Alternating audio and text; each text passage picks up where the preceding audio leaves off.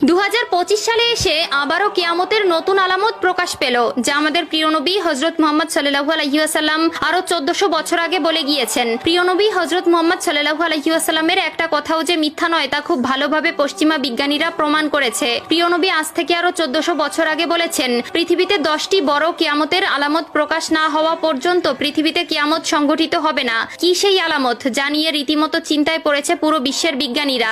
আপনি যদি একজন মুসলিম হয়ে থাকেন তবে ভুলেও ভিডিওটি এড়িয়ে যাবেন না, কারণ আমরা আজকে আপনাদের জানাতে চলেছি প্রকাশিত হওয়া সেই কিয়ামতের আলামত সম্পর্কে। আর আপনি যদি আমাদের প্রিয় নবী হযরত মুহাম্মদ সাল্লাল্লাহু আলাইহি ওয়াসাল্লামকে ভালোবেসে থাকেন তবে অবশ্যই কমেন্ট বক্সে আলহামদুলিল্লাহ কমেন্ট করবেন, আর ভিডিওটি শেয়ার করে দিতে ভুলবেন না, কারণ আপনার একটি শেয়ারে আরো অনেক মুসলিম ভাই ও বোনেরা কিয়ামতের এই আলামত সম্পর্কে জানার সুযোগ পাবে। তো চলুন বেশি কথা না বলে শুরু করা যাক আজকের এই ভিডিও। হাদিসে বর্ণিত আছে, কিয়ামত সংঘটিত হওয়ার পূর্বে পুরো পৃথিবী থেকে পবিত্র আল কোরআন উঠিয়ে নেওয়া হবে। প্রিয় দর্শক, কিয়ামতের নিকটবর্তীতার প্রমাণ স্বরূপ কিছু আলামত প্রকাশ পাবে। এর মধ্যে কিছু হবে বড় আলামত, আবার কিছু হবে ছোট ছোট আলামত। ইতিমধ্যে পুরো বিশ্বে অসংখ্য কিয়ামতের ছোট আলামত প্রকাশিত হয়েছে।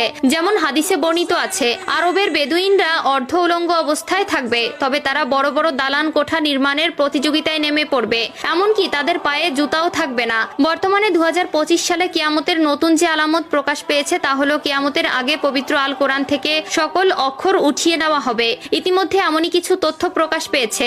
আজ থেকে প্রায় 1400 বছর আগে মহান আল্লাহ তাআলা হযরত মুহাম্মদ সাল্লাল্লাহু আলাইহি ওয়াসাল্লামের উপর কোরআন নাজিল করেন এবং আল্লাহ তাআলা ঘোষণা দেন কিয়ামতের আগ পর্যন্ত তিনি নিজেই তা সংরক্ষণ করবেন। আল্লাহ তাআলা পবিত্র আল কোরআনের মধ্যে বলেছেন, নিশ্চয়ই আমি কোরআন অবতীর্ণ করেছি এবং আমি এর সংরক্ষক। সূরা আল হিজর আয়াত নম্বর 9। কিন্তু এমন এক সময় আসবে যখন মানুষ কোরআন ভুলে যাবে। পৃথিবীতে এমন কেউ থাকবে না যে কোরআন স্মরণ করবে। তখন আল্লাহ তাআলা এই পৃথিবী থেকে কোরআন তুলে নিবেন। এরপর ইসরাফিল আলাইহিস সালাম সিংগায় ফুঁক দিবেন এবং এই মহাবিশ্ব ধ্বংস হয়ে যাবে। রাসূলুল্লাহ সাল্লাল্লাহু আলাইহি ওয়াসাল্লাম বলেছেন, রাতের অন্ধকারে কোরআন মানুষের বুক থেকে উঠিয়ে নেওয়া হবে, এমনকি মুসহাফের একটি আয়াতও পৃথিবীতে অবশিষ্ট থাকবে না। ইবনে মাজাহ হাদিস নম্বর 4050। কিয়ামতের আগে পৃথিবীতে কোনো মুমিন ব্যক্তি থাকবে না। কিয়ামত আসবে পৃথিবীর সবচেয়ে নিকৃষ্ট মানুষদের উপর। আনাস ইবনে মালিক রাদিয়াল্লাহু তাআলা আনহু থেকে বর্ণিত, রাসূলুল্লাহ সাল্লাল্লাহু আলাইহি ওয়াসাল্লাম বলেছেন, কিয়ামত ততক্ষণ শুরু হবে না যতক্ষণ না এই পৃথিবীতে এমন কেউ অবশিষ্ট থাকবে না যে বলবে আল্লাহ আল্লাহ।